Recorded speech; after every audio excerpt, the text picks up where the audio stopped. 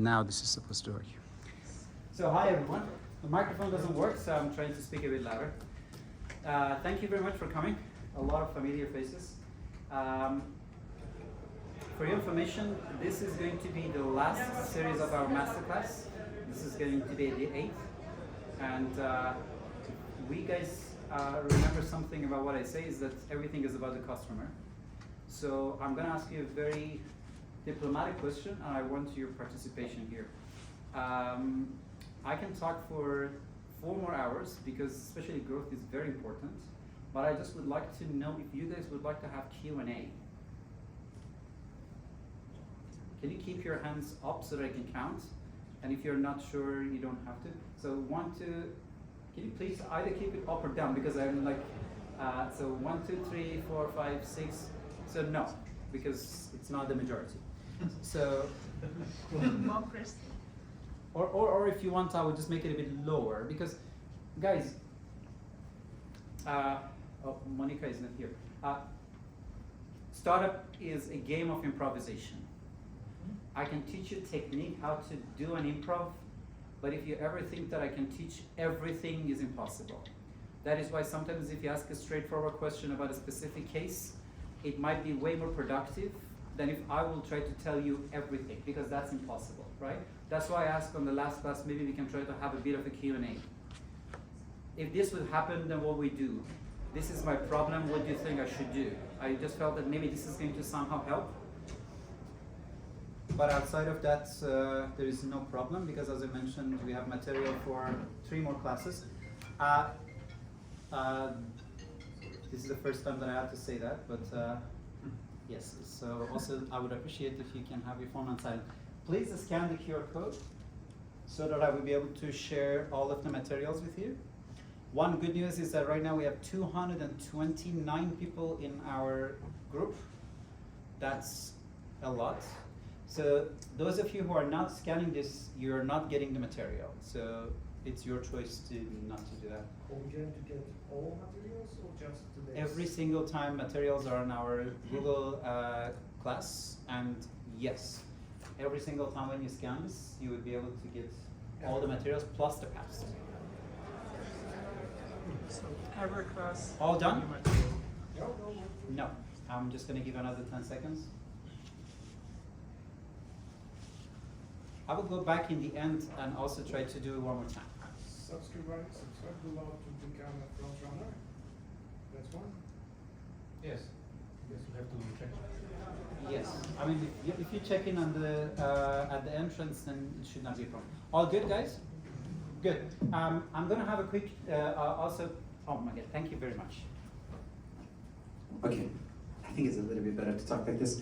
How many of you guys are first timers in Thursday Gathering? 3 people, nice. 4. And how many of you guys are first time in my classes? First time. Okay, more or less an overlap.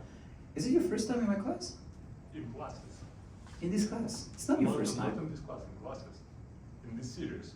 Yeah, okay. Yeah, I'm first time. Nice, okay, because you're familiar faces. So guys, especially because this is the last class, I will very quickly go through these slides because I just want to make sure that if we are talking to a good extent, this is going to be the recap of everything that is happening. However, we have a very specific time limit that I really want to have, but I also want to literally just close all this month. We started in March, so it was a long journey for a lot of you guys, and I really appreciate those of you who attended every single class. First thing first, why are we here? Startups are very complicated, and if you would like to learn, you have to learn properly everything. Because if somebody teaches you marketing, but you don't know sales, if you know sales and marketing, you don't know strategy, all of those things, they have to match perfectly so that you can make sense out of everything. If you don't, you learn everything, but you say because it's not practical, because it doesn't work, you do everything just by yourself. That's the problem with a lot of startups.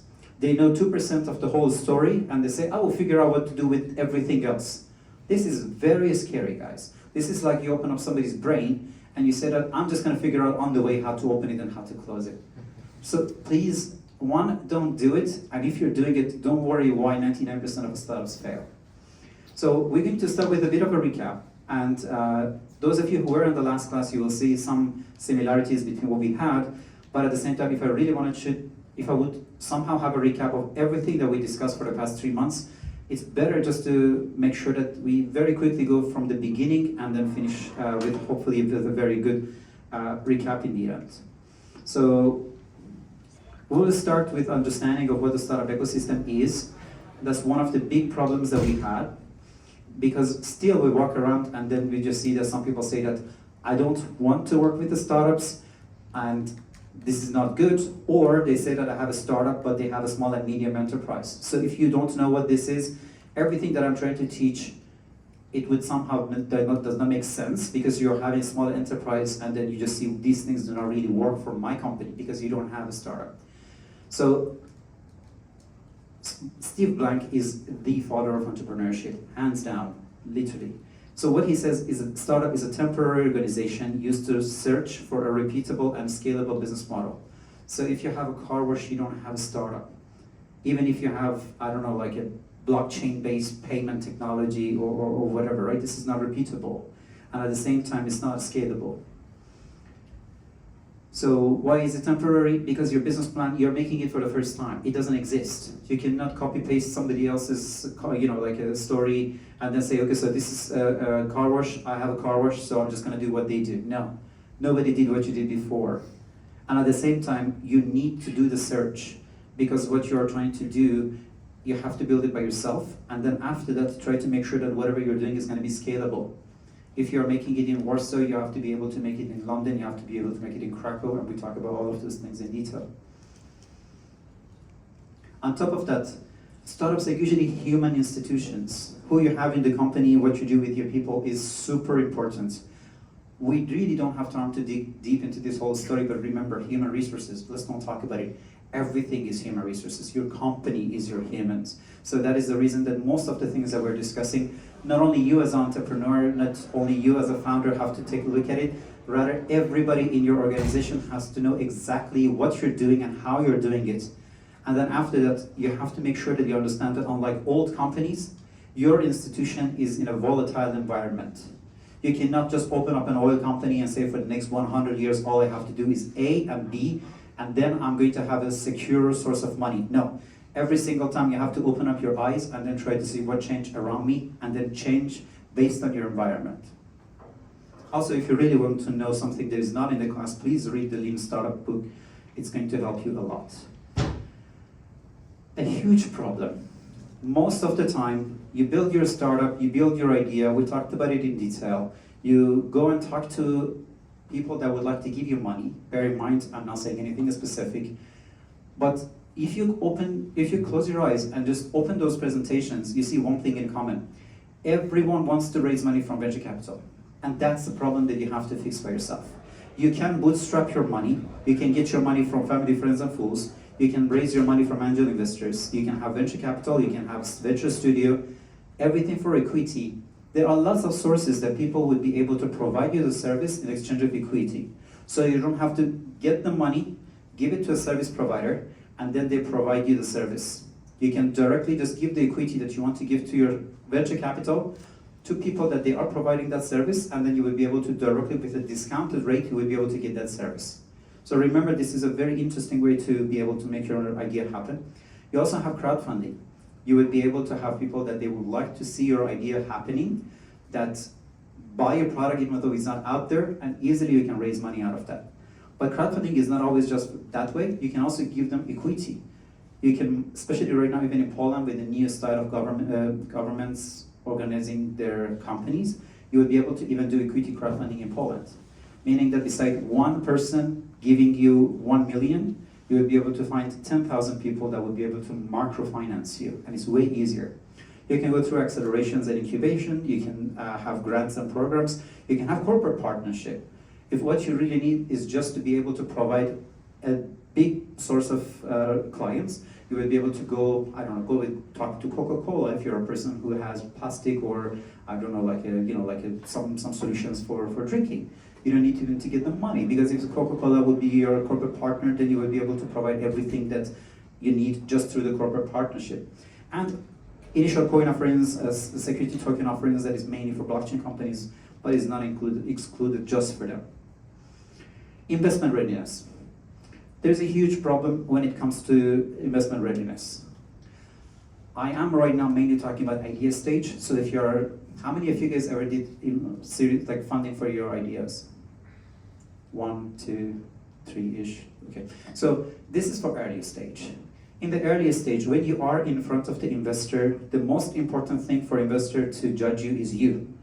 Not your numbers, not your statistics. If they would not have a poker face, they will laugh at you from the beginning all the way to the end. Because they know everything you're saying. But what do they want from you? They want to know how you're going to implement and how hard you are working and how much you know what you're doing. A good idea is about 10%, implementation, hard work, and luck is 90%. You cannot put those things in your presentation. So literally this is a show for them. So if you are trying to be ready for investor, first make sure that you have to be ready. It's way more personal and psychological rather than statistics. Cognitive murder.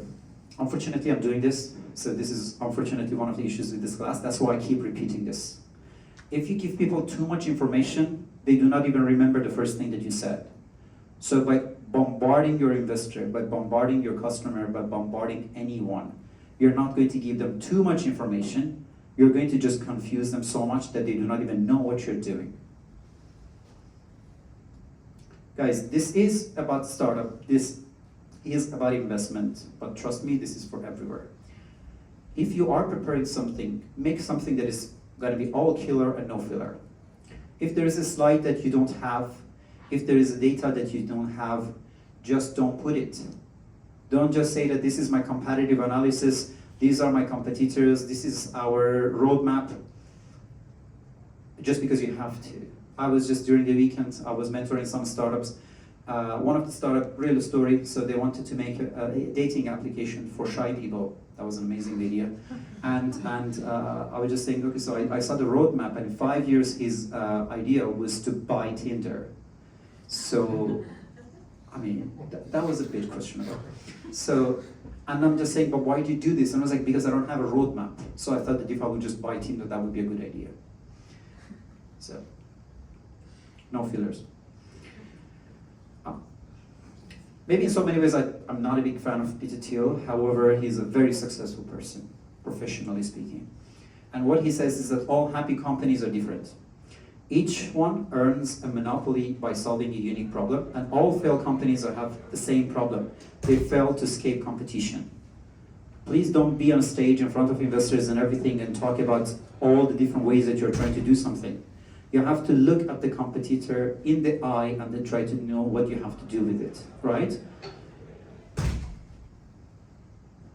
One of the easiest ways to explain to somebody what you do is you have to compare yourself to something that people already know. What I'm doing is what you can find on all the different e-learning platforms online, but it's way more interactive.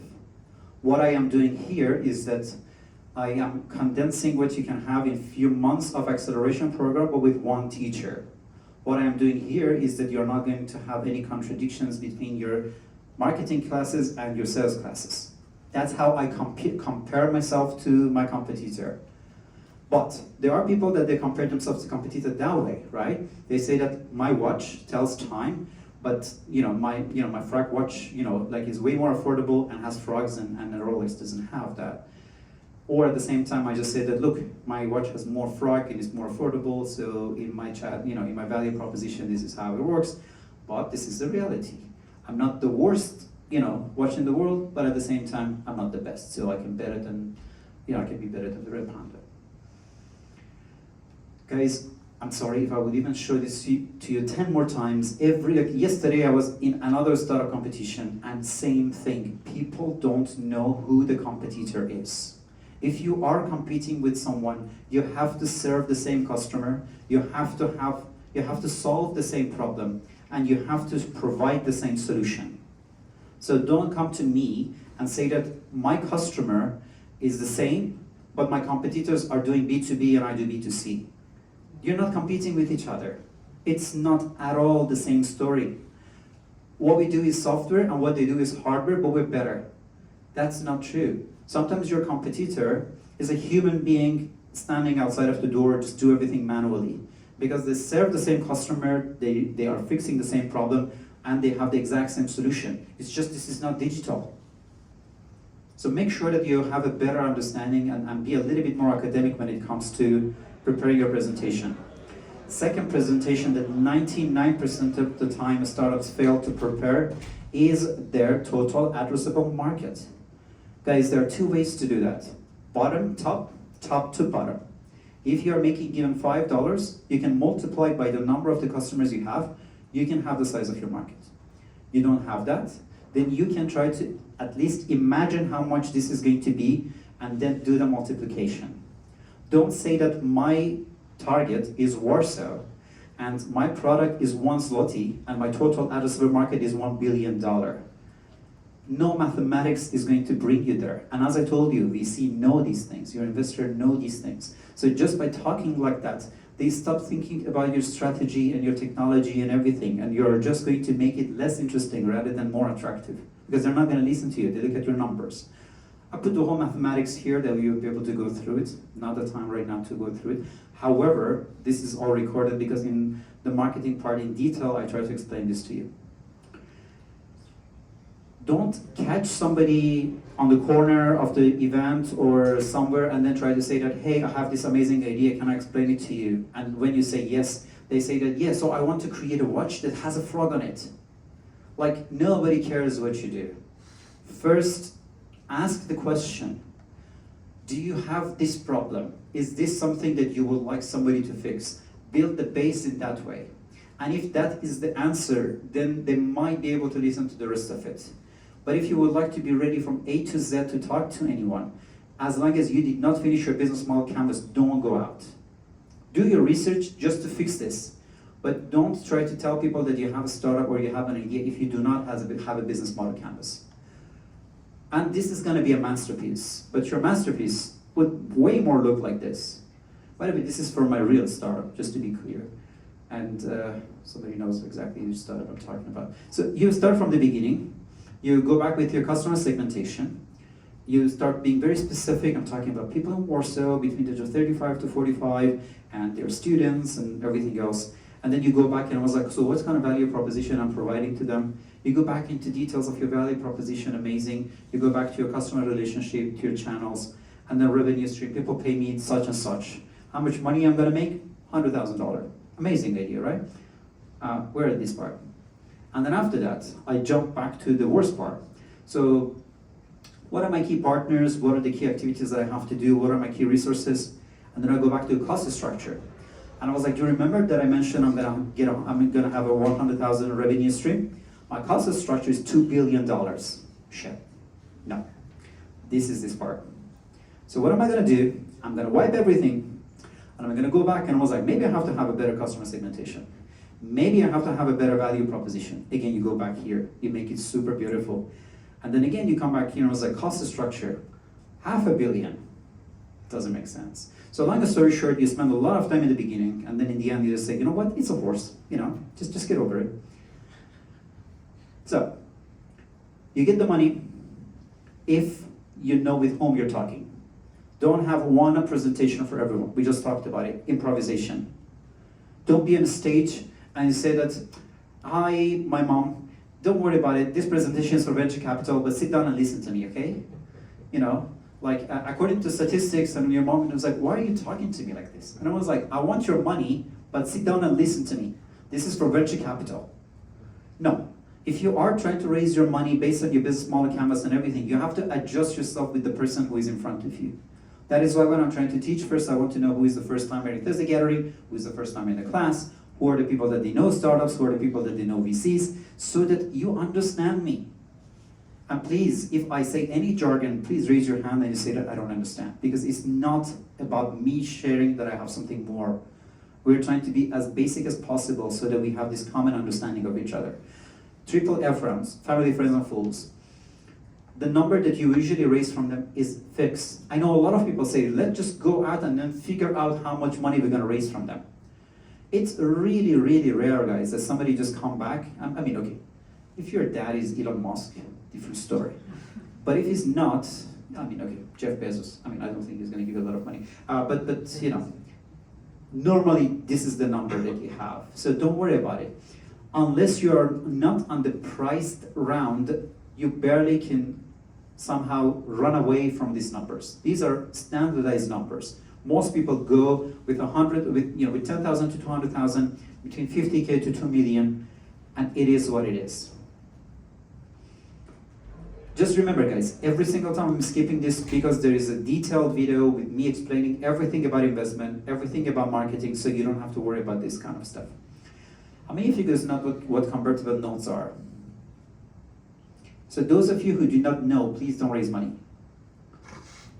Seriously. You are signing on a piece of paper that later is going to be triggered. I'm going to give you 1 million zloty, you go back home and I was like, Mom, I made 1 million. No, you didn't. You're going to pay it back.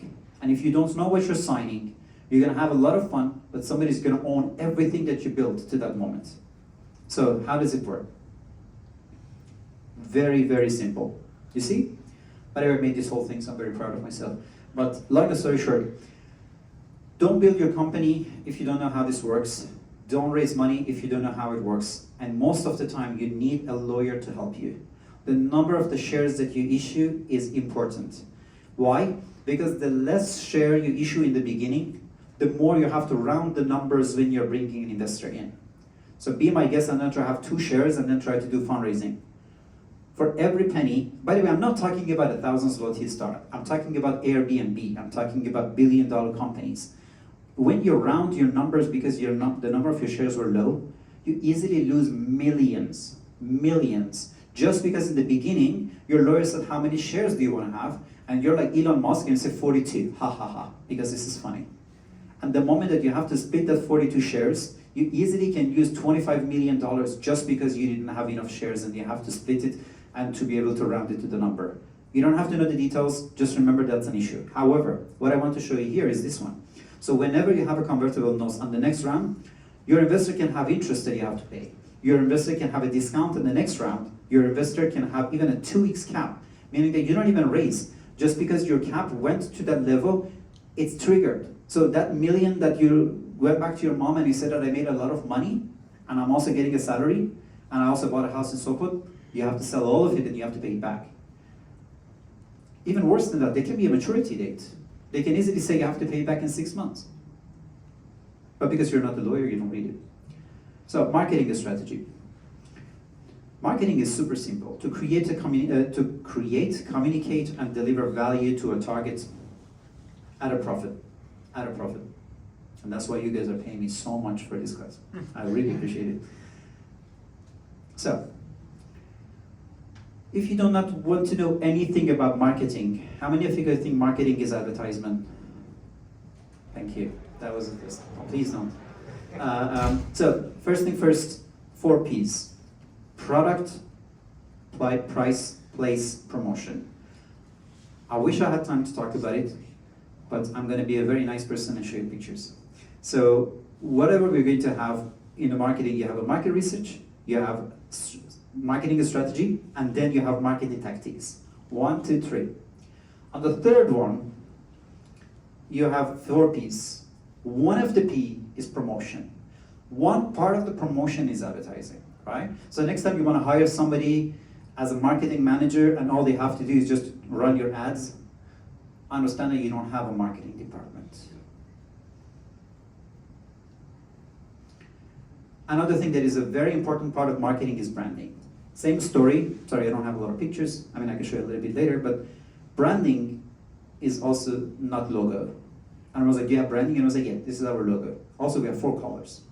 That's not branding.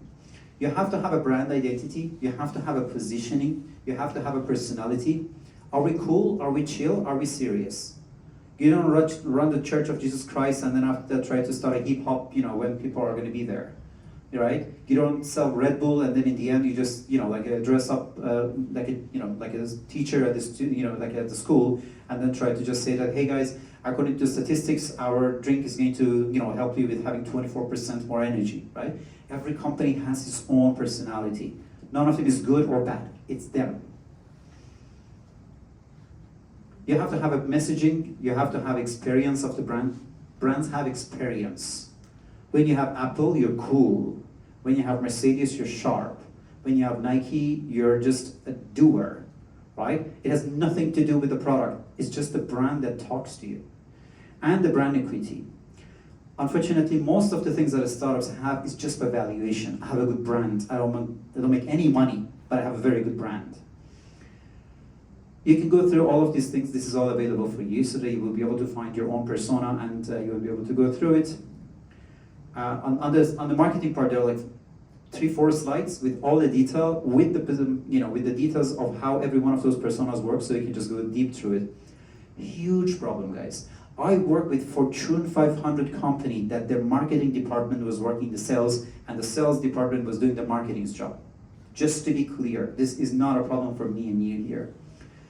So, sales, the process of identifying potential customer, understanding their needs, persuading them to purchase the startup's product or service, or the company's product or service. Just to tell you which one is which, I try to do 2 slides and go back and forth to try to see how we can try to identify marketing from sales, sales from marketing. When we are talking about marketing, we're talking about storytelling. What I do in this company is such and such. I open up myself, talk to you, right? Our idea is to empower athletes. Like when you drink our drink, you just, like grow wings. Like we have a lot of meat in our sandwich. Like I'm just talking to you. I'm just making stories. I'm engaging you. I'm trying to grab your attention. If you have an advertisement and people look at your advertisement, then you win. But when it comes to sales, sales is all about asking questions. Who is thirsty? Who is hungry? Who wants to learn more? And if nobody answered that, I didn't sell anything. So sales is always a dialogue. Again, marketing is art and emotion. You just hear a sound and you say that that's Microsoft. You hear another sound, you say this is Nokia. You hear something. Like there are a lot of these behavioral psychology things. Like they put a Coca-Cola's logo and they write something totally different. You still see Coca-Cola even without hearing Coca-Cola or seeing Coca-Cola. However, when it is sales, everything is about numbers and math. This year's sales was not better than the last one. No. This year's sale was 12.4% better. Sales is all about numbers. We are having 1% more, 2% less. Everything, as long as you are emotionally talking about something, you're not in the sales department. Whole different conversation. Sales has a linear growth, guys. Remember, how many of you guys are in sales department? Keep your hands up. How many of you hate marketing? It's usually 100% overlap. Why? Because salespeople think that I am the one who brings money to the company. Why? Please don't laugh. That's bad. I'm a marketer. So when you are in the marketing department, you push things up. If you are a company who always has one product and want to sell one product, you're not even a startup because you don't need growth, because growth is not in your DNA. But you're never going to bring the sales into the level that it is without the marketing behind it. So exponential growth brings value to the company through marketing. Again, marketing. Generating leads is a marketing's potential. I'm not saying the sales would not do that. But what the sales is doing that the marketing is not usually doing is converting leads. Marketing brings it, sales knows how to convert them. Marketing is a navigation. Same story. Let's just say our environment, we have some people that they think that they have to pay to be in the class. So if we are here and all we have to do is just to go to the end of the class, we don't need a navigation because the target is pretty near. But the reality is that the moment that we are trying to go a little bit further and we're not seeing where we are going with the company, what we have to do is to make sure that we have the campus. But what we have as a sales is the fuel.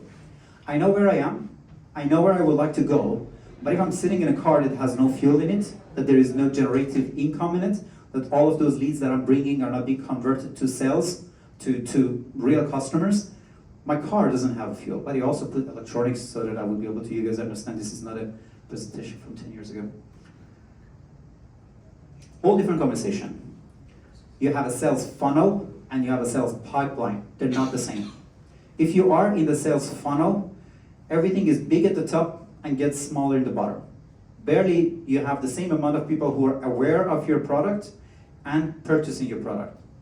Even if your product is free, this is close to impossible to make it happen. More people are aware of your product, less are interested, less are considering your product, less are intent to buy it, less are evaluating it, and then the last part is purchase. Of course, there is always an after purchase. Please understand, purchasing is not the last stage of the sales. However, it gets smaller. It's a funnel. But in the sales pipeline, don't say that, guys, we are doing great. Why are we doing great? Because we are closing 5,000 people this month, and we are having 100% of them right now in the company. Again, sales. What does it mean? Meaning that only numbers, linear. We are going to have 5,000 customers for 6 months. Because you also need to have 5,000 people as a prospect. You have to have 5,000 people that they know nothing about your product, but they are considering it.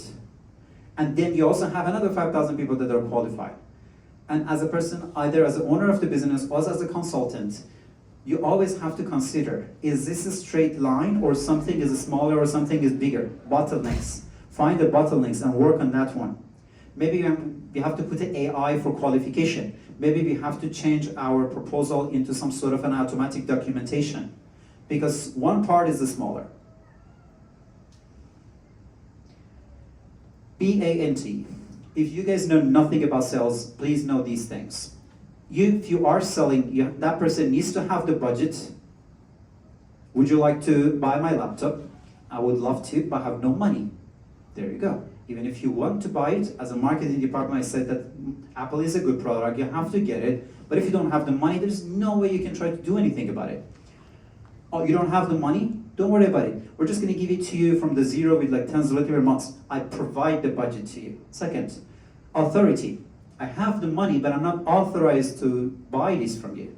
I'm wasting my time. Who is your service provider? Who is your authority? Who is the person? My wife has to come over and give me the money. Need. Do you have the money? Yes. Can you buy it? Yes. Do you need it? No. That's a problem. A lot of the startups are having a third problem. Like my customers, they all have 35 zloty, right? And all of them, they can buy my robot that would clean the tables. But who needs this? Because a lot of startups trying to do something that no one needs. And then the timeline. If I will be able to give you my amazing product that is AI powered by robotics that is going to bring, like your table and it's going to clean your table, all you need to do is just give the money and I'm going to give it to you in 50 years. So also you have to understand that whatever you're doing, it has to be through the time, right? Or you're selling something right now in the summer and this is going to be amazing and everybody have the budget, authority, and a need to have that. But I'm going to give it to you December 1st thing. It's summertime and you're bringing something on the winter time, so it makes no sense to have it. And all of these things are getting to be sent to you, so you just have to scan a QR code that I will show you at the end, so don't worry about the material. Also, this is going to be recorded. Is it recording? It's recording. We're having an issue with our sales part, so I'm a little bit scared. So, so just to be clear, now we know the marketing, now we know the sales, now we know where our strategy was, we have the money in the company, now we're jumping something a little bit deeper, and that is scaling and growing. This is where we are right now. The only essential thing is growth. Everything else we associate with a startup follow from the growth. Guys, one more time. I really like this metaphor for, I don't know, we can call whatever, like a Gemma, like, the random store that they sell secondhand clothes, right? If what you are doing is just to create a secondhand store with 250,000 zloty, you will buy the store. That's it. But the moment that you would be able to provide a level of growth trajectory to your idea, with the same amount of 250,000, somebody comes over and buy the license for you. Somebody comes over and buy 5% of your company. So your value is going to be exponentially higher. Remember that the startup is not a buzzword. You can have a small and medium enterprise. You have 2 cows, they are super nice, they give you a lot of milk, and then you make cheese out of that and sell it in the market. That's an adorable thing to do. Please go there and do it. But don't walk around and say that because I'm putting an Internet of Things on my cows and I can just track their places, I have a startup. You don't have a startup because you don't have growth. By the way, I'm not saying anything bad. Like sometimes, like especially I see in Europe, some of these activities are extremely technology savvy. But I'm talking about a guy with 2 cows. I mean, I don't know him, but so solidify the product market fit. Guys, please remember, don't come to somebody with a marketing and say that show me the market fit. You have to have a market fit. Identify the target customer. This is super important. Sometimes you come over and say that, I don't know why nobody wants to have my product, because I have a market fit. First of all, you might not even have a market fit because you're very bad at the statistics, or you're very bad at knowing how a proper research has to work. That's a whole different conversation.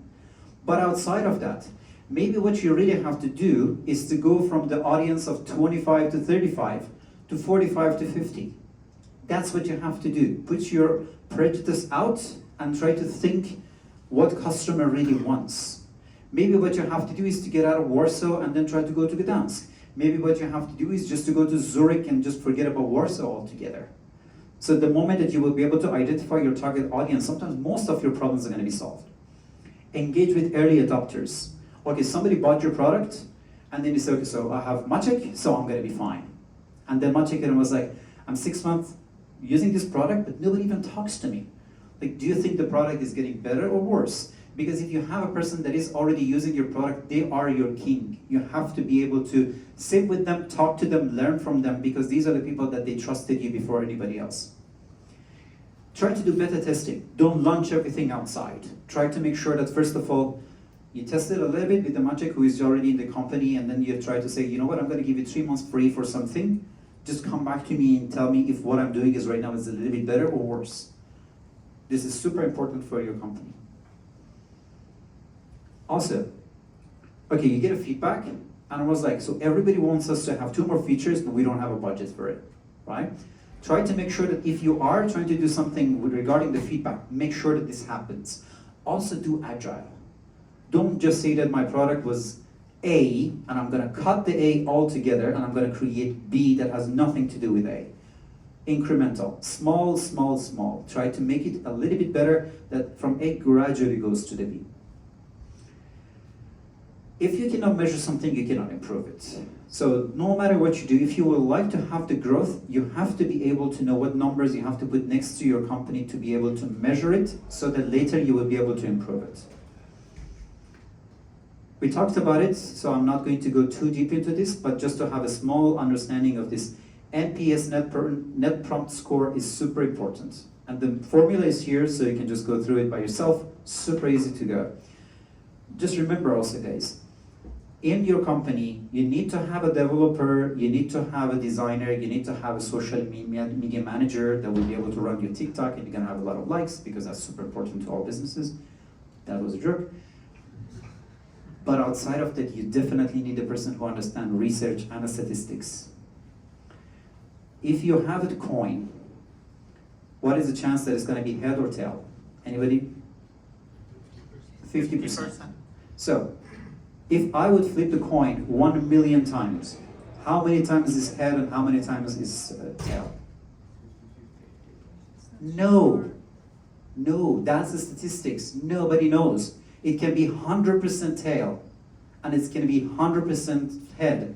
That's how statistics work, guys. I always have this thing in this Dumb and Dumber with Jim Carrey. He went to this girl, and Jim Carrey being Dumb and Dumber, you can imagine, met this gorgeous girl, and then he was just like, so can we be together? And she said, no. And then he's like, no, and he said, it's like 1 in a billion chance. And he looked at it and I was like, so there is a chance, right? No. I mean, in both cases. So statistics is a little bit complicated than we'll be discussing. Whole different conversation, guys. When you are trying to do a research, please don't provide 16 options for people. And how much do you like my masterclass? Very much, amazing, awesome, it was very good, okay. And then I would just go back to my statistics and I say 100% of the people did not have a negative review for this. Because the worst you could do is just to say it's okay, right? You're just making a fool out of yourself, like you're not going to improve anything. Of course, statistically everybody said that my masterclass was amazing, but I did not even provide you an option to help me with giving the right feedback to me.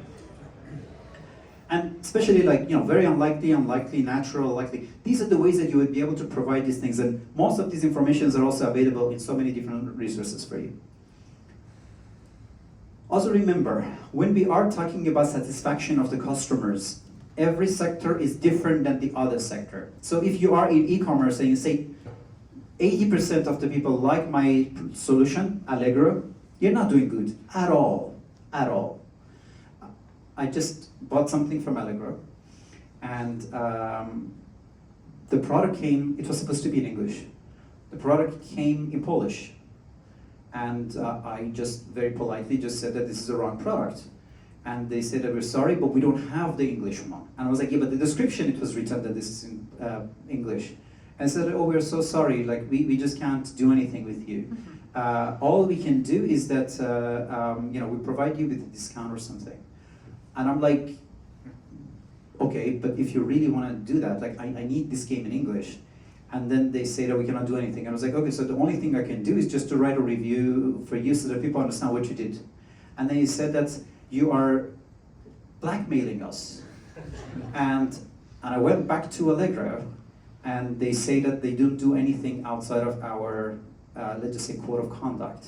Like if a salesperson say to a customer that just want to write a review for them, that because you're playing with me, you do not give me the product that I want, call that a blackmail. Like, these are the things that you do. Remember, e-commerce platforms can easily be replaced. But if you're Delta Airline, you just drag somebody out of the airplane while beating them to death. Other people are staying in the line, and it was like, guys, there's a 5% discount, and they might punch us, but they promise that later they're going to give us a napkin. So industries are totally different from each other. Seriously, like airlines really don't care about your satisfaction. Like if they would just bring three people in the same chairs and still they're gonna be fine. Analyze the user behavior. Don't worry about what the customer says they want. Take a look at what the data based on what the customer want means. If you guys all come over and say that you would like Thursday gathering to happen on Monday, we would listen to you, but trust me, we're not gonna do it the next day. We take a look at what the statistics shows. We're running it for 4 years. We're just seeing there's a satisfaction of 80%, and then we decide what are the best thing to do. Maybe we're gonna have a Monday gathering, but in the end, it's not just whatever the customer wants gonna happen. Listen to data. Also, customer journey mapping. Don't worry about what you say the customer is doing. Look what customer really is doing. Customer always find its own way. Sometimes they go from page 1 to page 4. That's what they do. So you have to follow the customer to be able to understand how they work. On top of all of those things, if you are having a value proposition, try to refine it. Always try to see, am I still selling exactly what I was selling 6 months ago? Am I still selling because I'm just going to a bigger market or to a different country? Because we all keep talking about the growth. And then try to see what customer really benefits from my service. Are we having a Thursday gathering because we have a networking and this is a waste of time? Is this better to just forget about the networking part and then try to put everything inside classes? Remember exactly what the customer wants and benefits and try to focus more on that part. These are one of the ways you can see the customer journey, right? If you would like to do something, as you can see, not so many people just go with the like button, and more people go with the messenger part of the WhatsApp. If you are having a website, maybe in your blog, most of the people, they were going after the head part, and then whatever was the ad that was here. So the ad part was probably working on this side. And if it doesn't work, move the ad somewhere else. Because this is not just what you think. Rather, this is called heat map, guys. So you can find a lot of different tools that will provide you with how you can find these things. Just remember, the more you track the customer, the more you trigger them. Especially these new browsers, they block you in most of the cases because you're kind of going into their private zone. Ensure excellent customer support. If large language models have one thing for you, is the idea that you can easily customize your service for every single person. Hi Jacob, nice to meet you. I know that you're always going to our second page, however, there is a problem here, so maybe the third page is going to be better for you. This was something that you need to educate somebody for 2 years, but right now AI can just learn everything because they can absorb all of those information and provide you with all the messaging that you need. They can try to do your messaging with live messages and live chats. They can provide you with even accurate, like accumulating all the Q&As and then try to provide you, even with the question that they don't know they have, because they can literally logically think. Most important, you sell when there is a trust between you and your customer.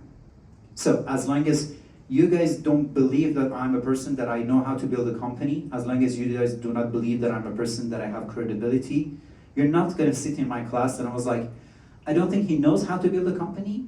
I don't think that he has any credibility towards talking about growth, but let's just sit down for 2 hours and see what he say. If you are, I had that problem. When Uber came, I really didn't want to use it. Because when they told me that I have to put my credit card in an application that just came yesterday, I was like, I hate taxis, but I'm also not gonna put my credit card because they also wanted the CCV2 in it. I would not do that. A whole different story also. I'm thankful to Revolut because they had this like virtual card that you just put, I don't know, like 50 zloty in it, and then you know that there's not gonna be a big issue. It took me 2-3 months to trust Uber at the beginning. So it's not even about your product, it's about the trust that you have with people. And now imagine, when Bolt came, everybody jumped on Bolt because Uber already showed them that this solution works, so they would be easily just getting this adoption from the competition and then move forward. Responsive support. Okay, now we talked about it. I'm just gonna go a little bit further. That was a misunderstanding that we had also about the pricing, guys. Pricing is a very detailed conversation.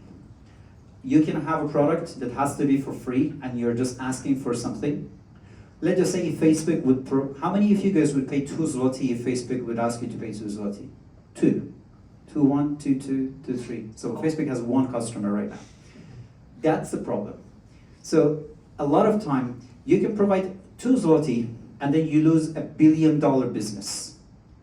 Why? Because Facebook provides you with a free platform to find very old people who send the pictures of their grandkids. I don't exactly know what else they would do. Yeah, I'm gonna put it on YouTube, so don't worry about it. Meta is not gonna be there. So, yeah, but the more information you get from them, the better. The other way around. And this is a huge problem in this part of the world. People are not confident. You have a solution. In the US, they're charging $999, and in Poland is $999. And people are saying that we're selling a lot, and they're super happy about it. What is your margin is 1%. And then it's like, they're American, you know, like they're not in Silicon Valley. No, pricing is important. So don't make it too small, don't make it too low. It's complicated, that's the only way I can try to help you right now here. However, at least try to have a better understanding of value-based pricing. It's a very interesting methodology, we can talk about it in detail, but I have to have a separate class for you guys if you really want to talk about it. We should talk to the guys at Thursday Gathering so that I would be able to extend this masterclass and then try to teach you something more about that. Scale customer feedback mechanism. How many of you guys ever tried to contact Google? How many of you managed to really get a feedback that why did something, it doesn't work? Did they answer you? Yeah. Did you go back to the Google's office? Or you know, somebody on that side? I was blackmailing them. Yeah, yeah, please, no. That's called the long tail also, you know. So like if you're, you know, if you call Sergey's phone number and I was like, hey dude, you know, I was like, check my Gmail please, you know. That's the problem. When companies exponentially grow, sometimes they properly disconnect themselves from their customers. Because $1 or $100 or sometimes $100,000 means nothing to a multi-billion-dollar business, right? So try to make sure as much as possible be close to your customer. Because then you will die. You grow and then all of a sudden you see everybody's leaving your company because you did not provide a proper way for people, pay them to give you feedback up to that level. By the way guys, we have a problem with the feedback. We have a problem with feedback in your company, in your organization, in talking to your customer. So first focus on this. But if you're exceptionally good, remember there is a whole different problem, and that is feed forward. Feedback is my class is going to be over, and you say that you make a lot of jokes, and what is wrong with you, why you don't like Meta, and what is wrong with Facebook. This is you giving me a feedback, or maybe because I was too boring. Feed forward is that maybe next time just change your tie and have a pink tie with some, I don't know, like, flamingo on it. This is feed forward. You're telling me what to do later. This is even more important because you give me a good idea. Be on time. Oh, come on. Yeah. Or be mean. So, guys, this is a value-based pricing. Evaluate customer needs and values. Set target prices to reflect the customer's value. Determine the cost and competitive differences. Deliver a product that meets and exceeds the value. Remember, there is a very important thing, especially if you are in hospitality. If you do not provide 110% satisfaction, it's not enough. If you go to a hotel, everything is great, but then there is an apple just on the top of the bed with a small note that says, "Welcome to the hotel." That is the 10%. Because you expected the room to be clean, you expected the bed to be set, but that apple was not supposed to be there. So always remember, that 10% is where you're going to get the customer to come back to you. And they say, you know what, the other hotel is $50 cheaper, but I like these guys because of that extra 10% that they surprise you. Yeah, I really wish we could talk more about the pricing, but trust me, then I have to stop talking about everything else. Monitor key metrics. Guys, if you did the statistics once, it's not enough. These things have to be repetitive. If you don't know what is your customer lifetime value, you have a lot of customers and then you focus on something else, but then your math doesn't work. Because before you would have a return on the amount of the money that they brought to your company, they leave, and then the cost of the customer acquisition cost is too high, so then your company dies. So sometimes maybe you have to find innovative ideas with feedback, with feed forward, so that you will be able to have customers staying longer. Did you guys see LinkedIn has game right now in their platform? These are the ways you can try to do that. How many of you guys know why they have the game in their platform? People are not bored on LinkedIn. The thing that they do is that the more you are staying on an application, the value of the app goes up. That's why most of the applications, they have Messenger, because people keep chatting with each other. So no matter what you do, the more you would be able to provide that level of engagement with people, the better they will be able to help you with your valuation. Align the product development with the market needs. Let's just say that right now what you're doing is an amazing live chat, that it provides this amazing seamless opportunity between your amazing team in India, that they provide you with cutting technology of like applying, answering to your people. And then you just say, you know what, I don't want to use AI. And then all of a sudden you see everybody else is winning the game against you. Because before OpenAI, everything was great for you. But right now what is happening with you is that your competitor is using a large language model that answers to everybody, learns from itself. It's always 100% accurate. And your team are still using a technology that is even a 1-year-old. So adapt to the market. And also prioritize features. If you have one feature that you're always putting 30% of your maintenance on it, but only 2% of your customers use it, just cut it. And provide all of the budget to that feature that everybody wants, or that person everybody is trying to make it better and better.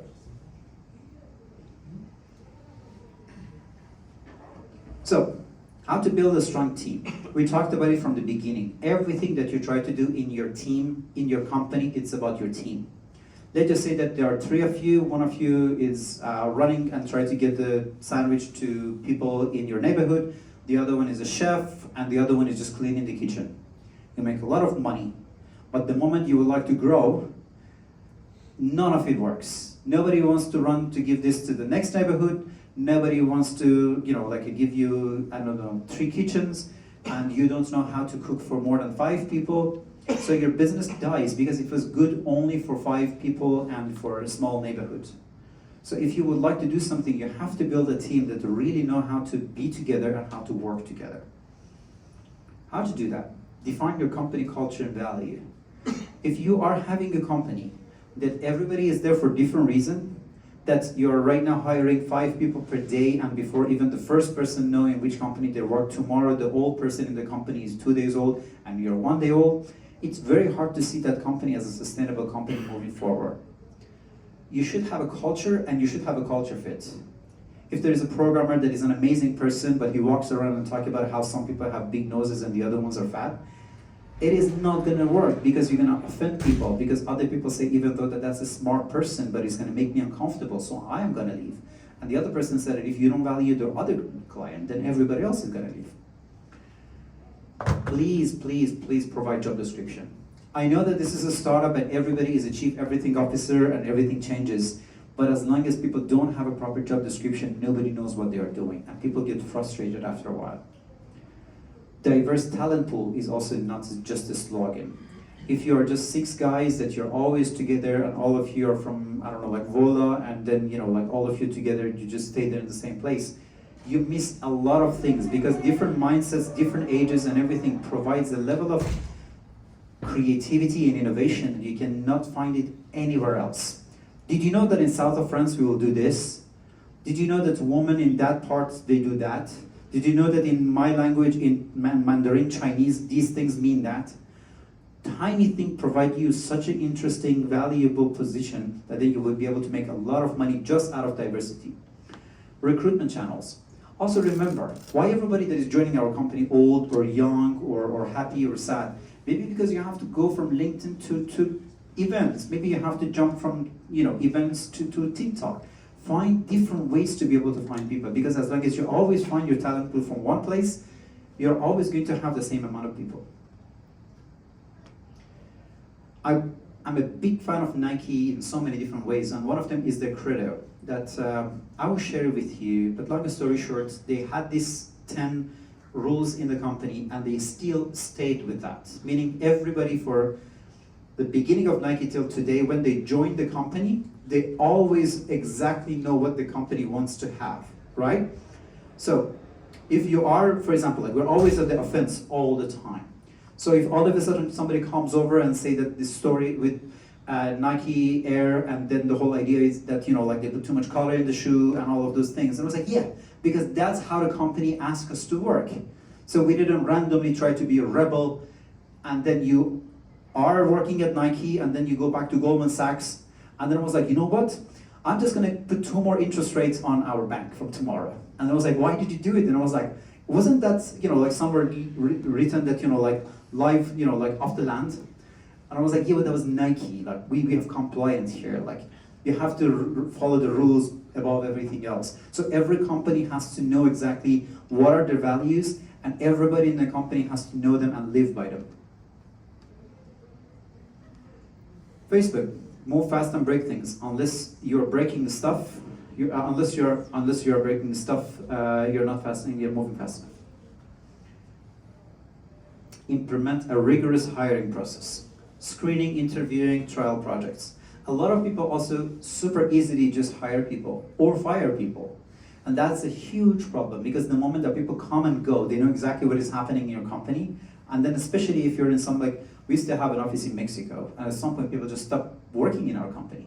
Why? Because we fired one guy that he had a big family, and he just told everybody that don't work for that company.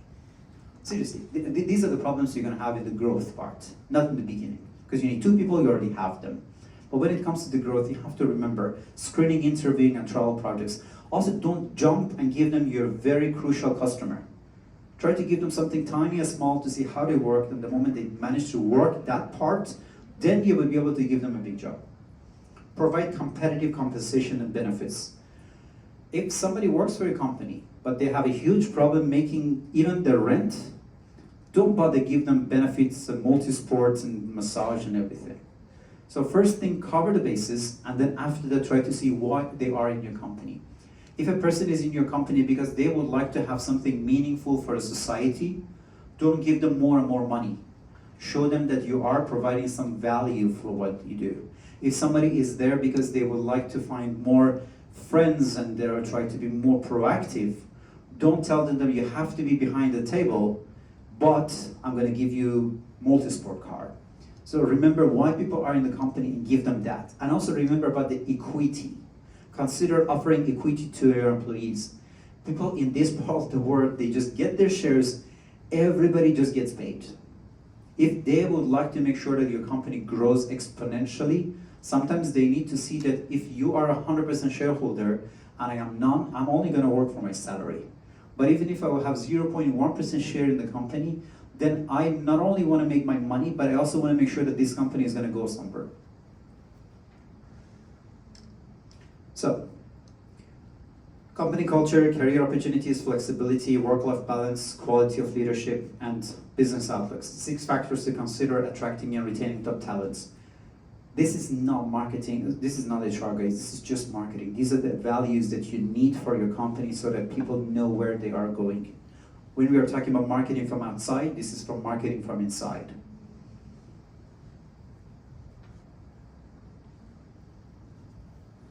How many of you guys still would like to have the Q&A part? Just want to see if somebody's mind's changed. Questions? Questions. You're already asking me a question, so I think the answer is yes. So I would try to give you some time, let's say 15 minutes, so that we will be able to also have some good questions. Yeah. So, onboarding new employees. Pairing your new employee with another person is a great idea, guys. Have a support person. Welcome to the company. This lady is going to be with you. She's going to walk around for the next 3 days. She's going to tell you everything that you need to have in the company. Why? Because if you don't do that, they naturally make it. Don't talk to her, talk to him. Never go to that department because these are bad people. Then if you want to have the lunch, come with those people because those people are not doing that.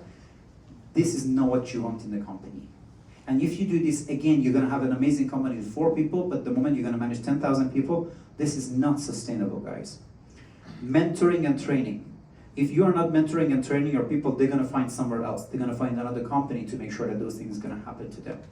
Foster a collaborative work environment, guys. Most people don't like team play. This is the truth. So if you really want to show them that they have to be a team player, you have to compensate for something. They have to understand that when I know everything and nobody else does, then why should I just waste my time with all the losers? Because I'm the best person and nobody else is. And that's the funny thing, because out of 5 people, all 5 of them think the same thing about other 4 people. These are the ways you have to fix it if you want to scale. How do you do it? Most of the time with open communication. I think we have to go left. What do you think? This is an open communication. Guys, we're going to go left, and tomorrow we're going to start at 7:30, and remember to bring your green shoes. I was like, why am I working with him? Because he doesn't even know that that's not where we have to go. This is the wrong direction, and we have to have high heels. I don't know why. Cross-functioning team. Also remember that sometimes, these days, systems are so volatile that you would be able to have multiple things from different people. So try to make sure that as much as possible, they say that good soldier is a dead soldier. Sometimes you have to just see what other things people can try to bring to your company and then try to make sure that you can get most out of what they are bringing to you.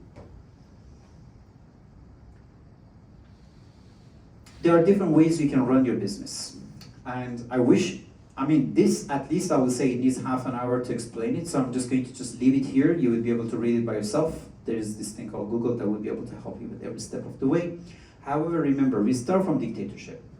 Literally, somebody says, sit down, this is an assembly line, you will just make the machine as I say, Ford style. And then you become a more democratic way, and then you will be able to say that, okay, so if you guys think that there is a color better than black, maybe we will consider white. Then you go a little bit further, and then you would be able to have meeting practices. Trust me, in the beginning, that was not a thing, right? Like, how was, like yesterday's morning? Like, do you want to have a Saturday off? And then we go back to sociocracy. So, circle organization method is the fact that every department will have their own environment, and then you will be able to, based on your competences and everything, you will be able to even jump to another circle to be able to work. The job description, everything is different. I would say centrist in Europe stops at this point. I really tried holacracy and sociocracy 3.0 and even teal organization, and I failed miserably because everybody have to be extremely proactive and they have to take risk.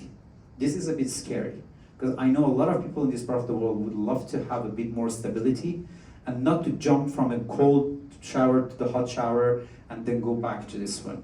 So also remember, don't be over open-minded with people. That is also not going to work properly. Invest in employee development. Trust me, as much as you invest in them, give them vouchers to study outside, just like support them to get new certifications. Because if you don't, in average, guys, especially in the IT, 2 years is the maximum that somebody stays in your company. So if you do not provide these things for them, they will find it somewhere else. So you spend all of the time and money and energy educating them, making them a better employee, and before you will be able to really use all of their important competences, they're going to find it somewhere else. Also, career path. If I am working in this company and I never know in 5 years, in 2 years, in 3 months where I can go, and I just see that this is my ceiling and I cannot go anywhere else, again, the same way. People who are working in corporations, they know. They know that if I will manage to get this certification, if I manage to work for 6 months, if I manage to get these KPIs or these OKRs, then I am going to be in a different level. That's why they stay. Provide leadership and directions. If company employees do not know the vision and the goal of the company, they work hard, but maybe for the wrong reasons and the wrong places. Somebody comes and say that your company has a problem, and I was like, how dare you? We never make mistake, and if you don't like it, just never work with us. But the company goal is that always listen to customer, provide the feedback, and come back to us, and then we listen to our customer. But because you love your company, you just destroyed it, because you just do not share the goal that the company provides. Leadership development. Invest in the leadership development. Don't say that right now you are a junior person, you always stay a junior person. At best, you will be able to just get a little bit more money. Create leaders. We talk about it a little bit later. Also empowerment. Empower employees to take ownership. This is broken. You guys go home, I'm gonna be here and I'm gonna fix it. And then try to compensate it with everything else that we mentioned. So, this is a problem. It's called the Peter's Principle, meaning that at some point, people plateau. Employees rise to the level of incompetence. You have a person, they're very good as a junior person, they're amazing as a senior person. The moment they become director, they don't know how to manage people. So they're gonna waste all the company resources, they're gonna make everybody miserable, but just because the career path was just saying that everybody that worked for 6 years, they have to be the company director, then you have to fire them because you have only one option to make them a director, and they are not good directors. So remember, you have to have right people to know people's psychology, and if they don't want to be anything more than a senior, let them be who they are. Recognize and reward the performance. Yes, thank you is great. Standing up and just clapping for somebody is valuable beyond levels, but remember, sometimes you also have to compensate them, and incentives that you have and the recognition that you have could be as valuable. Don't just put a wall and just put the employee of the month and employee of the week, and then everybody in the company knows that I'm gonna get the same 50 zloty that I was getting every other time, right? So easier said than done, but that's the point. Promote work-life balance. Huge issue, guys. You have a customer and they need something, and you ask your customer, your employee, work for 16 hours, going back up, I'm gonna recognize you, I'm gonna give you a reward, and just work for 16 hours a day for 12 weeks, and then everything is gonna be fine. That person is gonna get burnt. You have to just either fire them, or you have to just, give them a sick leave. It's gonna get way worse than what it is. And also, your company is going to be, having a reputation that nobody needs to work there because you're destroying people. This is the life, guys, unfortunately, in this part of the world. So, as a work-life balance, be my guest and try to find Poland here, right? So as you can see, the Nordic countries are usually at the top. And this is one of the reasons that people would like to work for those countries, because they provide a way better work-life balance opportunities. Where can we find Poland? Here, in the annual working hours. Okay, we're not as bad as Mexico, but if you go a little bit here, we'll be able to find Poland as 1,830 hours working per year, comparing to the neighboring Germany that is 1,300. Is Germany less efficient than Poland? No. But we have 500 hours difference per year that is happening between these two countries. So remember that also working hard, it does not provide with more profitability and everything. A balance in between. Build a positive work culture. It's not just a matter of the fact that I'm standing and I'm just saying that, guys, provide feedback to me, feed forward to me, and then everything is going to be great. And then you leave, and I was like, we should fire him. I was like, why? I was like, they keep coming back and just telling us that like the other department doesn't work and this is not going to be good. I mean, if you fire one of them, then nobody wants to come back to you and talk to you anymore. So, or even worse than that, you just come back and it was like, Olga from, like a marketing department, always just goes downstairs and smoke for half an hour. And then Olga is going to be fired, justifiably, hopefully. But then after that, everybody says that, you know what? We have snitches in the whole thing, so nobody will just, try to trust anybody else, and everybody wants to work by themselves, right? So you have to create an environment that is going to be positive and at the same time inclusive. People would be comfortable talking about all the problems and everything else with each other. I'm avoiding one word, guys. How many of you guys think that your work is your family? Good, please don't. Like, this is a problem. Don't mix things. Make it comfortable, make it friendly, but don't make it a family.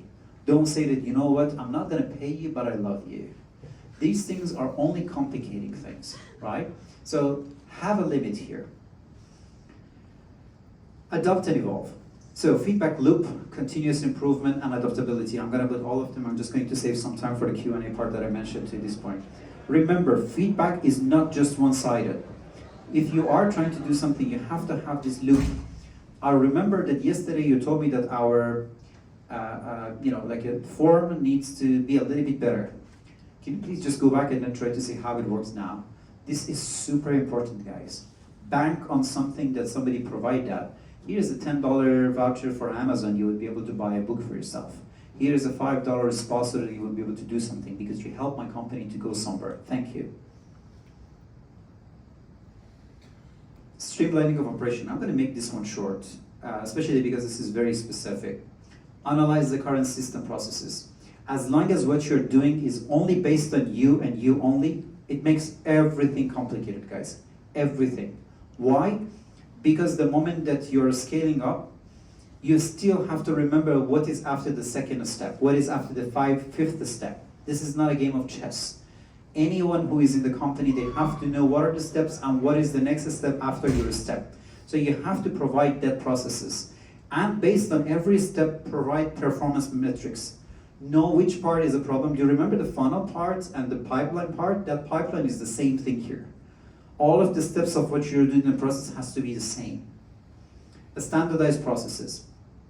I really wish I had more time for this one. Again, this needs another half an hour. But remember to do your own research about SOPs, standard operation processes. Anybody knows what that is?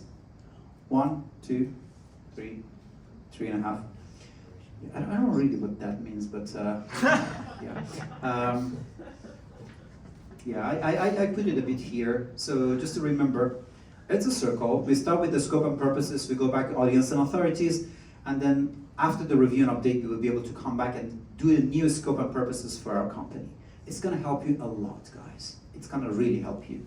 As I told you, startup is not just about having a garage, it's having something cool and go outside and have kombucha. There's a little bit more to that, just a little bit. Also, latte, coffee latte with oatmeal. That's super important for But not startup. for us. Yes. Implement automation. If there is any way you can try to process an automation, please do that.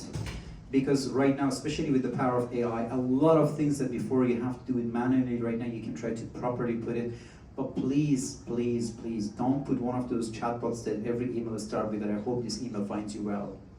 People will understand where those things come from. No email ever finds you well. Leverage technology.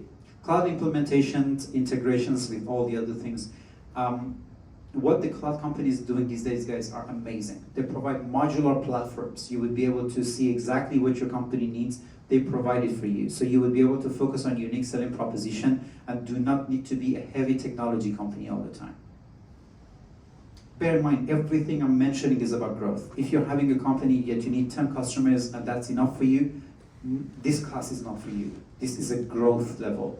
And if you do not have the growth, you're not a startup. So again, this class is not for you. This is for startup. This is for the growth level, just to be clear, because a lot of I say it's not relevant for a company that does not need the growth. Enhance communication and collaboration. As long as you cannot properly communicate with your customers, you cannot grow properly. You go to the new country, everybody hates your product, everybody have a problem with understanding your website. There was this very famous case that Coca-Cola went to Saudi Arabia, and in English you write from left to right, and in Arabic you write from right to left. And they had this, like a graphic that there was a guy on the left, and he was super thirsty, and then in the other one he found a Coca-Cola, and then here he was happy.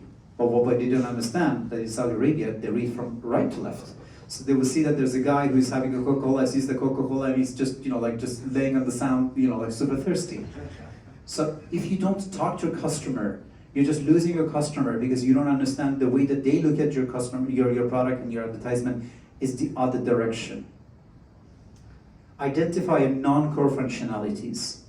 I love this like button. I really think that should definitely be there.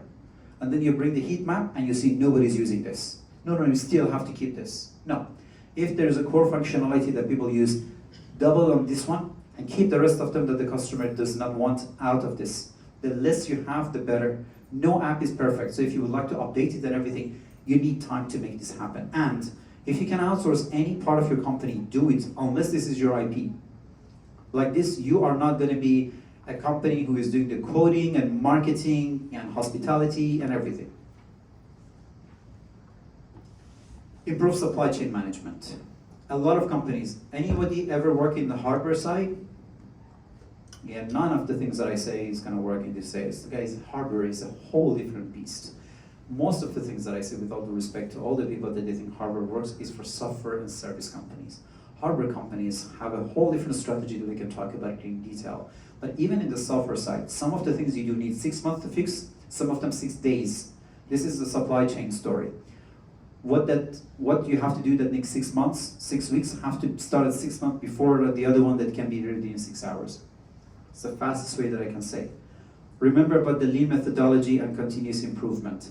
Kaizen is a very interesting methodology, guys. So, lean part, 5. Specify value, map the value stream, establish the flow, implement the pool, and work to perfection.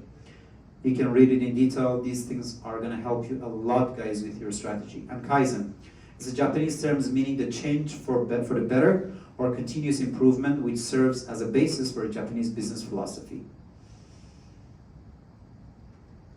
These are the basis of the Kaizen. So you basically start talking about the good results, like a go-to sources, and I prefer that you will sit down and read these things. These are super good. Guys, I can't talk about it, but these are very simple things for you to know. I'm trying to talk about those things that nowhere is written. This is original content, and I aggregated it for you, but these are the points that even if you read by yourself, as long as you know what you don't know, then you can do your research, and I don't want to waste your time here. Otherwise, I would be a lazy person, and I can just make my presentation into 4 slides and just talk about these things, but I don't want to waste your time. So, enhance customer experience and optimize the resource allocations. As long as somebody will give you something, try to remember that you have to give them back. Don't provide a feedback loop that nobody ever really wants to go back and try to see something out of that. So, if you don't mind, I'm just going to skip this part also, because the next part is way more important for me, the financial management part. Guys, money talks. I mean, maybe that will be enough for me just to go through all of the slides. Establish a robust financial plan, budgeting and financial goals. Don't go all the way to the last penny that you have in your company and say, okay, so now we have to go out and then try to just raise more money. Create a detailed budget that outlines the expected revenue, the expenses, the cash flow, and everything, and then have a short-term and a long-term plan. You have a great idea, and all you're trying to do is to get 3% commission out of your customer, and then you're going to just be a billionaire because your total addressable market is $1 billion. But because you never put it on a piece of paper, you don't understand that this is never going to happen. Even worse, at some point you understand that for every customer that you have, you're going to lose 2 pennies. So every time you sell, you lose money, not you make money. Monitor the cash flow. forecast and manage it. The inflation is going to happen. There is going to be a pandemic, and then something is going to just come with 10% more on the other side. What do we do about this? These are the simplest steps that I can try to put for cash flow management. So work on the credit, forecast, stock keeping, stock control, unnecessary spending, cost cutting, and everything. I'm telling you something between the line. You need a CFO in your team. As long as you just have P and L is not enough. The moment that you bring a right person that will be your proper chief financial officer, they can bring money to you. They can say that because of the tractions that you have, I open up that line of credit for you, and at the same time, I managed to just put those things as cost for those taxes, and now the company is 5% more productive. They can be way more crucial to your business than all of your engineers and everybody around it. Control costs and expenses. Just make sure that whatever you're doing, a lot of companies have this issue. The opposite of what I said. You only have one CFO, and everybody else is in the engineering and marketing and sales. And that person leaves after 10 years, and then you look at your books and you see everything is cooked. None of the number is real. The guy was just taking the money and losing the money because you had one person that was managing all of those things. Be careful. You can make most of those things these days automated, because CFO's job is not bookkeeping and everything. Most of those things right now, again, we talked about the outsourcing. You can outsource them, and that person will be a decision maker. And also try to make meetings about your finances as soon as possible, as regular as possible. Cost reduction. Sometimes also in company you don't know how to make money, but at least you know how to reduce the money. Implement accounting systems. Right now, unfortunately some of these things doesn't work in Poland. It means that sometimes you really need to have like a personal, like accountant and some other activities. So remember, we were talking about growth, so a lot of these things hopefully, at least on a global scale, definitely make sense for you. But remember, many times applications work way cheaper than individuals that they have to work in your company. Reconciliation. How many of you know what it means? 2, 3, yeah. So an accounting method in which two sets of the records are compared to identify the discrepancy between them. Don't say that everything is fine in my company because Joe just checked it. You're going to go to jail for that. Or get bankrupt, one of them. Ensure the accuracy in financial reporting, manage debt wisely, super important guys. Remember about that tiny things that I mentioned, that it was convertible notes? These are the things that you really have to understand. Sometimes your accountant is not compliant with something. Real case. There was a company that I was managing because the owner left for a few years. And then after that, because the previous accountant and there was nobody in charge of the finance, they charged 75% of the revenue of the company and the taxes because they were not doing everything by the book. 75%. Don't worry about technology, don't worry about marketing, don't worry about sales. As long as the financial part does not have the right compliance and is not moving things forward, the company is going to go down just because the finance is not in place. Or you're going in a new country and you don't know the regulation. So you do everything according to the Polish law, but you're right now in the UK. Also, credit management and debt strategy. A good CFO can do magic with you. Literally. They say that we're going to lower this from 10 to 9.99, and all of a sudden our taxes is just going to reduce to 10%. Diversify the revenue stream. If you have one company with one client and one source of revenue, it's super dangerous. One of the reasons that Bolt works is that Bolt is a ride-hailing company, is a food-sharing company, is a scooter company, and one of them lose money, the other one brings the money back. So the more source of revenue that you have, the better.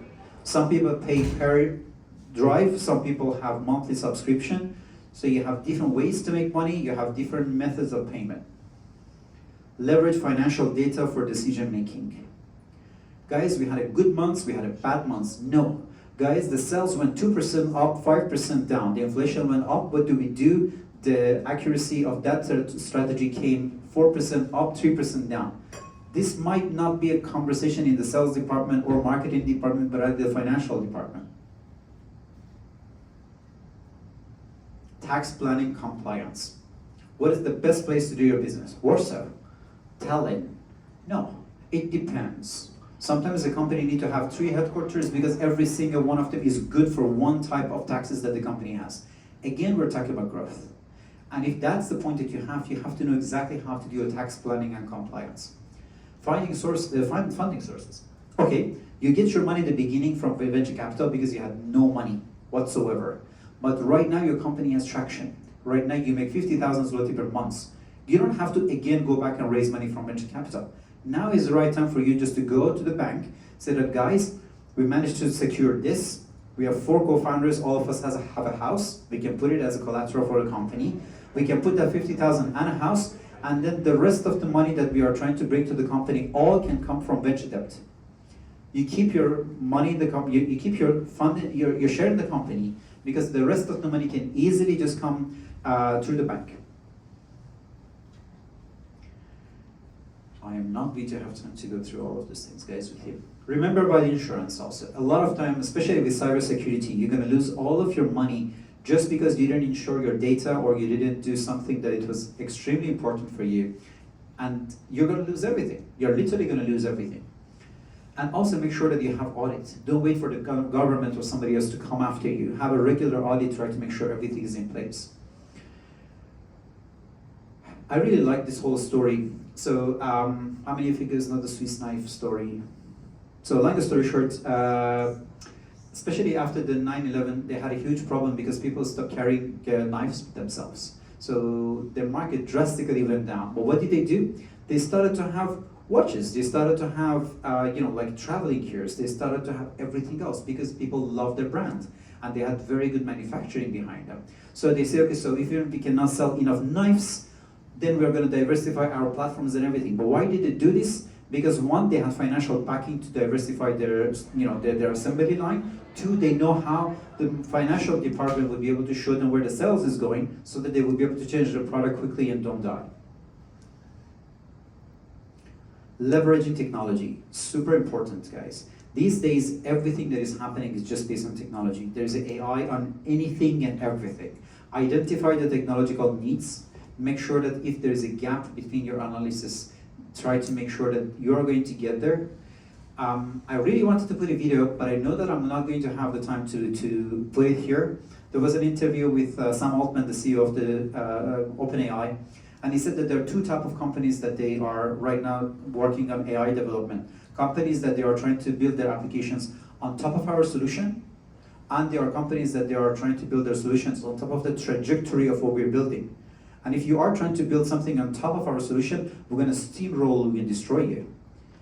Because they are exponentially growing in a different direction, and the moment that you're trying to do what they were doing even 3 months ago, they're no longer going to be compliant with what you do. So your technology always has to be updated.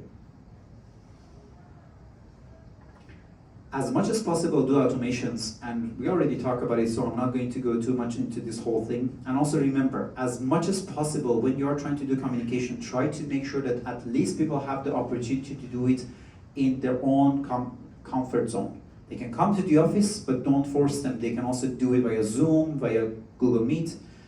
If you really have to use Microsoft, but don't tell me that I told you so. Adopting data analysis and business intelligence. Guys, BI is such an important thing and startups don't use. A lot of these things are for free. You will be able to have this beautiful data visualization that provides a perfect decision making for your company. Use these things. Lots of them are for free. And it's very hard to run a company without a CRM. Make sure that you have a way that you will be able to communicate, share all the knowledges, and you will be able to, whatever you do, everybody in the company will understand that. Cybersecurity is going to kill all of us, guys. Especially if you look at the, like what is happening right now with the war and everything. There is a bomb that comes to your city, but sometimes way more important that is the hacker that comes over and get everything that you coded. So remember, use the latest technology. Make sure that your whole company and your development is airtight. Otherwise, you're going to have a huge damage because of that. Leverage e-commerce also. A lot of companies that they would like to grow, they go from one store to the other, from one physical store to the other physical store. Why? Because they don't know how to have a proper electronical, platform to be able to sell their product. AI. I mean, I can talk about it for hours, but right now most of the things that you do, they can easily be done with artificial intelligence. However, just to be able to give you a little bit of a more sober things, this is what I built for you here. This is for you, you can just go there and try to do it. Guys, this is the whole field of computer science. There is no such a thing as AI. Whatever you hear in the TV or whatever as AI is mainly happening somewhere here. What does it mean? Meaning that somehow between the idea of the machine learning that goes into the deeper level, that is the deep learning, that is neural network, and then you have RNN that is recurring neural network, and CNN that is convolutional neural network, and that provides a computer vision and an object recognition. All of these things together with the natural language processing and the speech recognition, combination of all of those things is what we call AI. But in the world of computer science, there is no such a thing as AI. So what do I say is that find which one of this soup of computer science information is good for you and use that. Don't walk around and say that my washing machine is working with artificial intelligence, my phone has artificial intelligence. Just say that some of them have a speech recognition and some of them has a computer vision. I can talk about that slide with way deeper things because I love that. I'm tired of everybody talking about AI as if like they know what is happening. Guys, no matter how much you work with technology, as long as your team is not going to be there, this is the last part, it's not going to work. Have the core value, have the culture fit. Remember that we talked about it, cultural alignment and growth potential. You have a company in India, you have a company in Netherlands, you have a company in Italy. One of them is Christian, the other one is Buddhist, the other one is, I don't know, like Muslim. You have to know how to manage all of those countries with different One, two, mindsets three, together. 1, 2, 3. Oh Ladies my and God. gentlemen, we thank you so much for being with us today, Thursday Gathering. We're Yeah. looking forward to see you again next week and we wish you an amazing and wonderful night. Dziękujemy bardzo, że jesteście dzisiaj z nami. Do zobaczenia w następnym tygodniu. Wszystkiego najlepszego i dobrego wieczoru Yes, I have two od more całego slides. zespołu Venture Cafe. Dziękujemy. Thank you, Anastasia. So, guys, let's just wrap it up. Oh my God, that was a little too loud. Yeah. So, AI. very intelligent, but not artificial. So, yeah. Oh my God, took me off balance. So, open communication. Again, we talked about it. Guys, don't mistake something with something. The reason that there's an overlap with my slides is because I managed to put everything that 10 different people are teaching you into one place.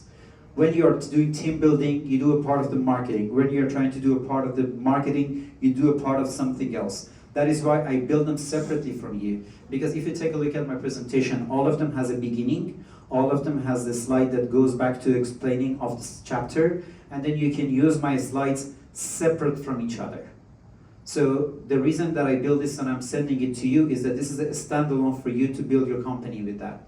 So don't worry about that, the fact that the culture is in one side and in the other one, because you can always use them as a standalone part for yourself. Outside of that, I am trying to see if there is a way that I would be able to get 5 minutes for you guys to have something. We talked about innovations and trainings and everything. We talked about OKRs and how all of these things, so you don't have to worry about that part of this. We also talk about the adoption, so we don't have to also go there. That's it, guys.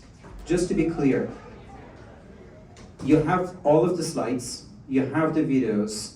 Hopefully this is going to be a very perfect wrap-up for everything that is happening between us. However, remember, our Google Class is going to be there, meaning that you can ask each other's question, you can bring your ideas and make it happen. And if I would like to have something more into this, I need to have your feedback, I need to have your opinion. So if you would like to have some specific masterclass that it was not there, you have the feedback channel. Come back to me through the Thursday Gathering forums. Try to see if it's needed. We right now have something around 220 people. So if enough people would be interested to have something specific, then I can create a separate class. But outside of that, as I am putting here, like literally from March 7th to June 20th. So that was a long journey.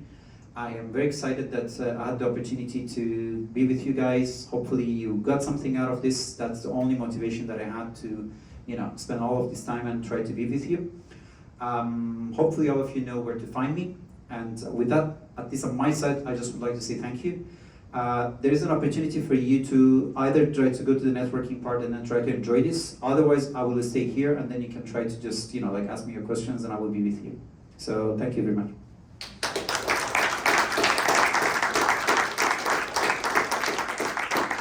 So if you want, maybe for 5 minutes, I can try to just answer some questions. But if anybody is tired or they just want to go, please feel free. Yes? Would you do me a favor and ask them if they are interested in the topic of pricing, that just make a request like... I think everybody heard you, but how many of you guys would like to know more about pricing? Yeah, pricing. Yeah, but again, this is not going to work because I need your voice to go back to that part. That's why I'm asking you to ask them to Guys, I'm asking you to, she's asking me to ask you to ask them to ask each other. Sure. Any real questions? Yes. Will you be active on Google? 100%. 100%. Yes, I am already active there. Sorry, I just wanted to bring just in case you can scan this so that I will be able to send the material. That's it? Yes. If you could recommend one book about leadership, how to be a better leader. Leadership. As a person who started leadership, every time I try to, pass my MBAs, I would say leadership is way more of something that you grow with it rather than something. Most of the books that I read on leadership are super weak. But if you don't mind, just write it in the Google Classroom so that I will be able to properly just put the link and everything. There are books, but unfortunately leadership is such a natural thing for somebody to develop. Also, Harvard has this leadership class that I totally recommend. Also, we have this community here in Poland that is it's called the Leadership Academy, that they provide like a very comprehensive course on leadership. So, but I'm still saying, especially charismatic leaders, just born leader. It's a very complicated topic to discuss, but I genuinely believe that it's like you see a junior person that can lead the whole team while not even knowing what they're doing. Can you go back to this QA? Yes, sorry. That was a very good question, thank you. Any other questions? Yes? Do you think it would be a good idea to make some practical exercises on Google Classroom for us? It's a great idea to do practical exercises, but not on the Google. Rather, I would say, again, we can try to have a separate class after the masterclass just to do workshops. Guys, also if you follow me on a Startup Digest Warsaw and a Startup Grind Warsaw, we have a lot of hackathons. I can invite you to my hackathons and then there we can make these ideas happen. So what happened in a hackathon is that you literally start from an idea and then during 2 days, 1 day, half a day, depending on which kind of hackathons we have, we go through all of the steps that we discussed theoretically, but this time in real, based on a real idea. So definitely, but it's way better to be in the form of a hackathon rather than something online. These things need in person and collaboration. I would say Fig Jam and Miro really works in a way that you will be able to collaborate, but seeing your emotions and where you're going wrong and like when you're tired and sometimes you go outside and breathe and then come back. For the first time it works way better in the form of a real hackathon. Anything else? Yes. Your experience in your startup career, the scenario when the whole team burn out because of depression or eventual 100%. How to avoid that? There is no way to avoid that. Like long story short, they say running a startup is like chewing glass and pretend you like it. They say running a startup is like jumping from the top of the building and then try to build a parachute on your way down. It is a very stressful thing to do. And way worse than that. Please, I will send a link on our Google Classroom. Please remind me if I don't. It's a reverse pitch of the VCs that they did in Carpathian a few weeks ago. It's pretty new, it's like 2-3 weeks old. Take a look at the quality of how VCs are pitching to startups and then see how they're judging you for the way you do. A few days ago, I just shared this with my friend about this beauty contest. There were a bunch of girls that were walking, and then there was this fat guy sitting on a couch and he was saying that one of them, his nose is too long. It's like as long as you're at home, just make fun of everyone, but the moment that you're on a stage, like you have nothing to say. So Negotiation is a game of power. They have the money, you don't. So sometimes they mistreat you beyond ways. Like one of the funny things that I tell you, like Smart VC, one of the VCs here, when they started, they literally had a slogan. They say, "We're not assholes." That was literally their slogan. And you can imagine why, because that is a unique selling proposition for a VC, read between the line. It's a very sad thing, and I agree with you. Any other questions? Because the most important thing you can get is a question. Like, I told you a lot of stuff, but if you remember what I mentioned about sales, if it's not a dialogue, I didn't do anything. And it was like, I knew everything he said, so I didn't sell something, right? Because there should definitely be something between the line that I could do better, or I could just have something more. Also, in case that you're not reading between the line, that is my 110% of giving back to you, because my time is over. But, you have a question? Yeah, no questions. You're just thinking. That's a good thing. Do that. Yes. What should be my first step if I have just idea? Yes. If I'm not there. Remember something very painful. Your idea doesn't matter. Then try to think about, based on whatever you think you know, how much you can try to improve from there. 10 years ago, I had this huge problem. Whenever I was trying to talk to someone, the first thing that everybody was just telling me, if I would like to tell you my idea, first you have to sign an NDA. And guess how many times I signed that NDA?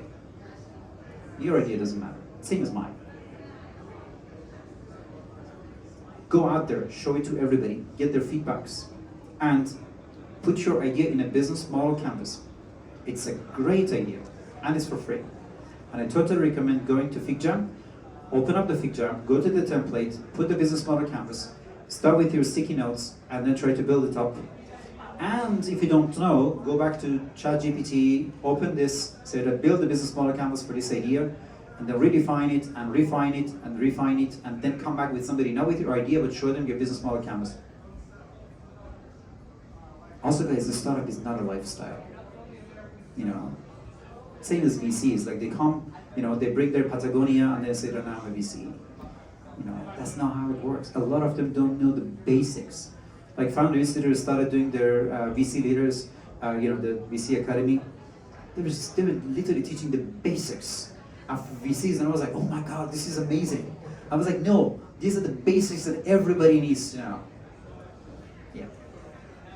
Academic is not the worst thing. There's a problem with academia because everything they do is outside of your world, the real world. But the problem is that in the real world also you need a bit of a stability and a little bit of those knowledge that those people have.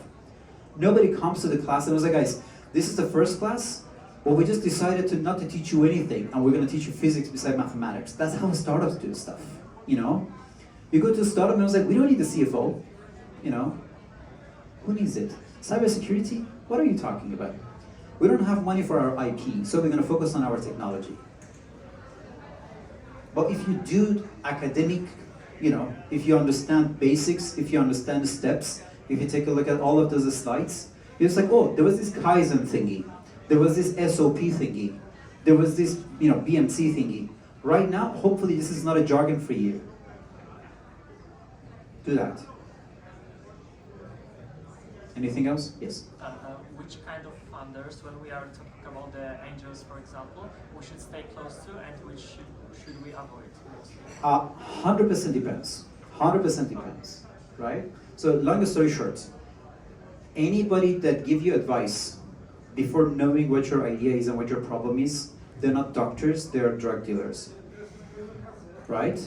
You have a headache, this is a pill. No. Every company needs a different idea, and then based on that, they need different source of funding.